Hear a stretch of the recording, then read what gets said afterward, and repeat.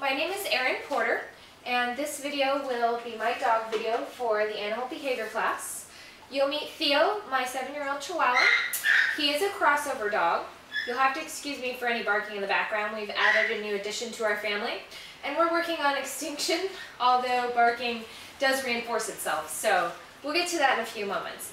Theo's a crossover dog. We did initially train him using traditional command-based training, but has since crossed over to positive reinforcement using a clicker. In order to condition the clicker, I had to work for a few days with Theo just to get him so that he was used to the sound of clicking. Initially he was very scared. We had previously tried to clicker train, but we used a metal clicker which was much louder, and it scared him. So introducing the iClick, which is a plastic clicker, took a little bit longer. Initially I introduced the iClick by muffling it in my hand completely, so it was a very light noise, and then eventually we went to just the thumb. In order to condition the clicker, I would click and immediately treat. So, Theo, come. Good boy. So, it worked on click, treat. Chuck will be assisting me with this video. He too was clicker trained for this course, and as soon as he hears a clicker, he comes running. So, we'll click and treat. The timing was very important. It had to be pretty much immediately, and I often worked with Theo by click, treat, click, treat, click, treat. So it was something like this.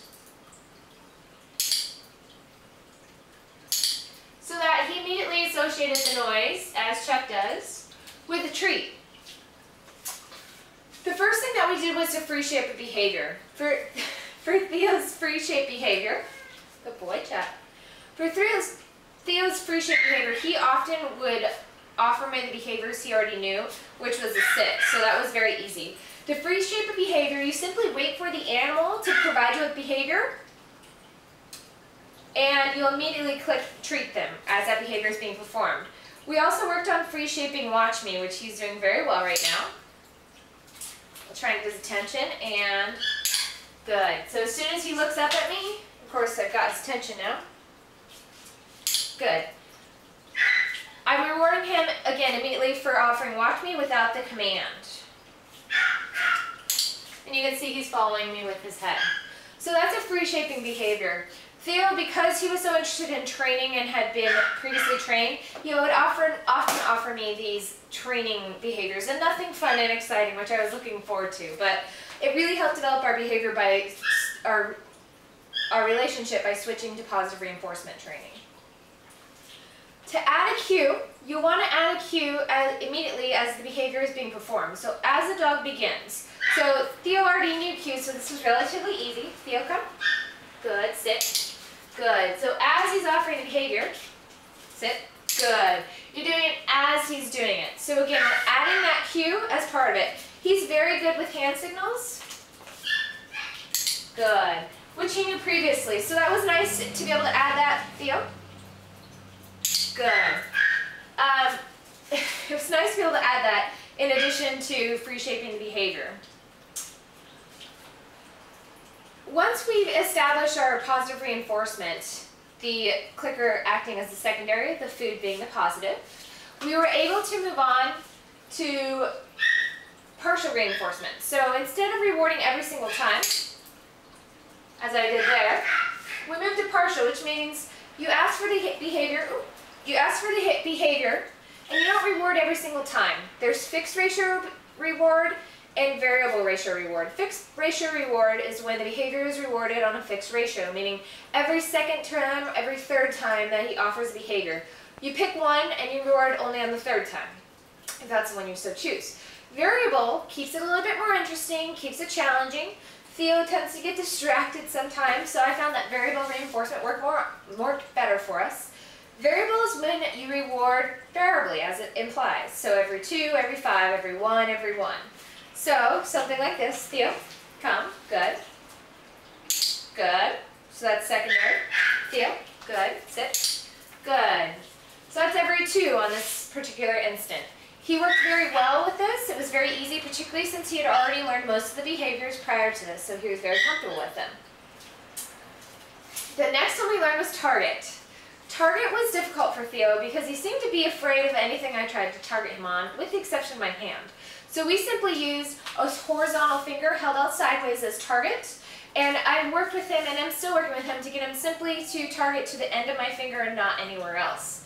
I've tried various things such as pens, spoons, etc., none of which worked. So we used our hand.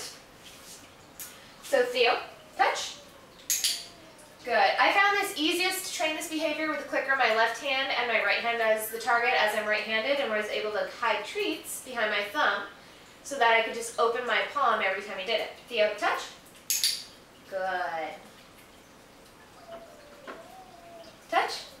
Good. And you can see that he's gotten much better, touch, with going straight to the end of my finger. In order to move to the end of my finger, he would initially just touch anywhere on my finger, and I continued to only reward in small steps until he was only rewarding for the end of my finger. So, using this behavior, it's nice because I can move him, touch, good.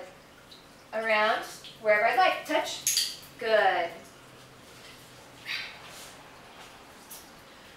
For an extinction behavior, I would like to take our newest addition of our family, Stevie, who you can hear barking in the background.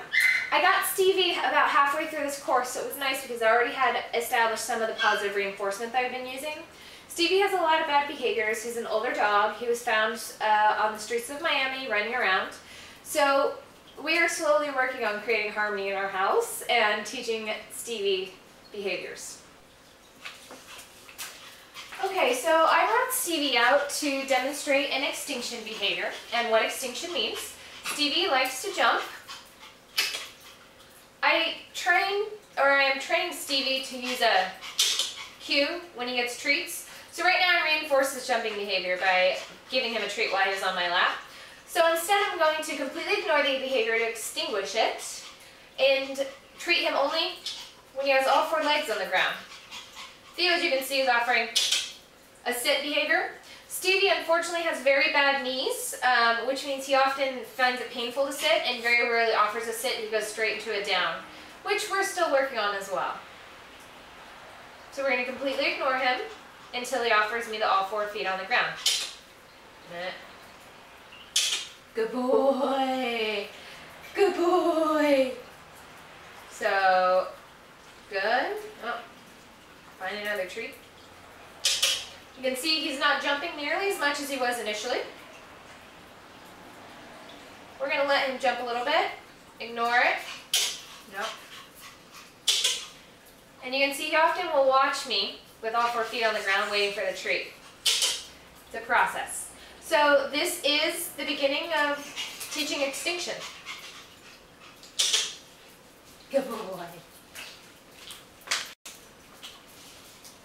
The next two things I want to talk to you about are extinction and DRA, which stands for differential reinforcement of an alternative behavior.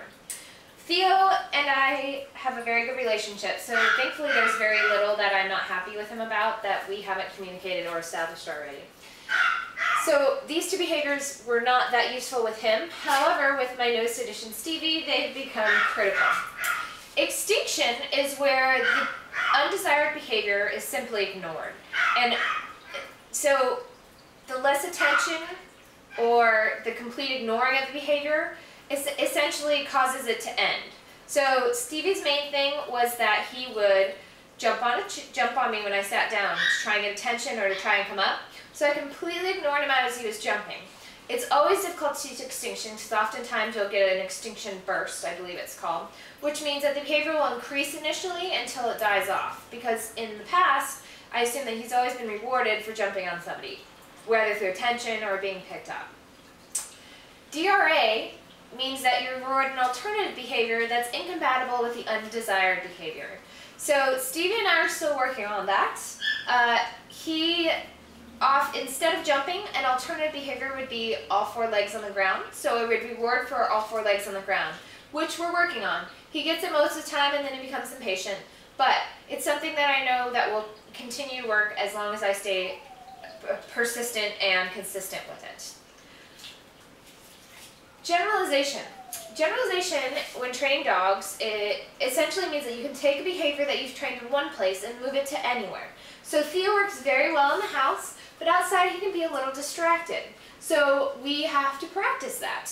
Initially, I started with him by practicing in a small quiet area like the porch, which I have out here. And then recently we were able to go to our first group training class, which was kind of interesting. It's designed for dogs that had never had any training before that my friend was putting on. So we attended simply to see how we would do in that kind of situation. It's very difficult for him because there was a lot of distractions and he had not been asked to do behaviors in a group situation before. But by the end of the day or training session, by reinforcing everything, we at least got a consistent sit and a consistent stay, which he's very good at. The down and the watch me are a work in progress. Last but not least is a chain behavior. A chain behavior is when you put one or more than one behavior together with a single cue. So Theo, I taught to jump on a stool and lay down. So he usually goes from a jump to a sit to a down. In order to teach a chaining behavior, you start with the last behavior you like in the chain. So for him, that was the down. If I'm lucky, which we don't do as well as the rest, sometimes he'll do a head down at the very end of it. So I started with him on the stool into a down position. We then went back from the down to the sit, and then from the ground to the stool. So we'll demonstrate that behavior for you. So Theo really likes this behavior, as does Chuck. Stay. Good. So oftentimes, good boy, oftentimes I have to put him in a stay position because he really wants to do this behavior, and immediately when I bring up the stool, he'll usually do it. You ready, Theo?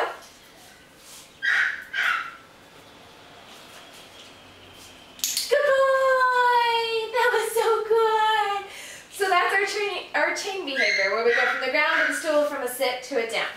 And that's all with a single cue, which for him is this. And that's it. That is Theo and ours training progress to date. Thank you. It was a wonderful class.